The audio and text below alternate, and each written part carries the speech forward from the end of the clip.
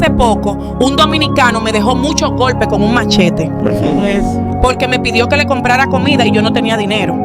Hay muchos dominicanos, pero nadie dice nada. Yo no tengo ayuda. Muchos haitianos están muriendo así. Los dominicanos los están matando. Inmigración roba todo el dinero que encuentra los haitianos, porque no tenemos un lugar donde podamos presentar quejas. No hay nadie que nos escuche. Si todos los haitianos abandonan República Dominicana, el país se cae. Porque sin los haitianos, República Dominicana no es nada. Somos nosotros quienes hacemos todo el trabajo. Sin nosotros no valen nada. Y sin embargo, cada día nos devoran, nos roban, nos maltratan. Sin nosotros, ellos no tienen que comer. Cuando Haití mejore, República Dominicana colapsará, porque ya no habrá haitianos para servir como sirvientes de los dominicanos. Todas las almas que llegan a Haití pasan por República Dominicana. Por eso República Dominicana está confabulada para destruir Haití. Nosotros entendemos lo que está ocurriendo. Destruyen Haití para que nosotros vivamos como esclavos en República Dominicana, mientras nos destruyen de todas las formas posibles. Sin nosotros, ellos no son nada. Si Haití estuviera en buenas condiciones, ningún haitiano vendría a hacer el trabajo de mierda en la República Dominicana. Ellos saben lo que están haciendo y nosotros también lo sabemos.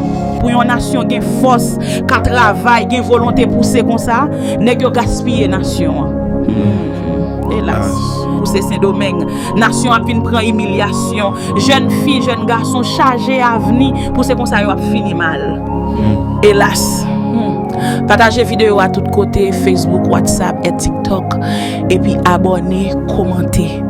Fermez un pile moun yo côté, sans baigner, sans de l'eau, sans manger pendant 2, 3, 4 jours. Haïtien Saint-Domingue a passé musée chaque jour, matin, midi, soir, et puis petit nèg ça va bien vivre l'autre pays. Nèg politicien Haïti yo, est-ce que vous pas tout ça qui a passé Haïtien Saint-Domingue yo? Bon chien sale ça yo, bon cochon sale yo. Nous prenons un peuple fort comme ça, un peuple qui connaît gourmet depuis longtemps. Nous laguer au bras en Dieu, il y a passé musée Saint-Domingue, côté on pas considérer pour rien. Yon moun qui passe Saint-Domingue, on garantit ou pas bon côté pour yo passer, yo pas ka vivre. Femme yo remet travail, garçon yo remet travail, mais alas, pas gen moun qui vivre Saint-Domingue qui paresse. Sou grand moun Saint-Domingue aidel ou pas regrette, moun ça a besoin de travail. De vous mettre pied au Saint-Domingue, ou pas ka dormir en peur, ou pas ka manger en peur, ou de pas fini tant que petits oiseaux. Même si route la noire, même si ou pas gen espoir, ou pas mourir sans pas ouais bénédiction bon Dieu serait pour la famille. Amen.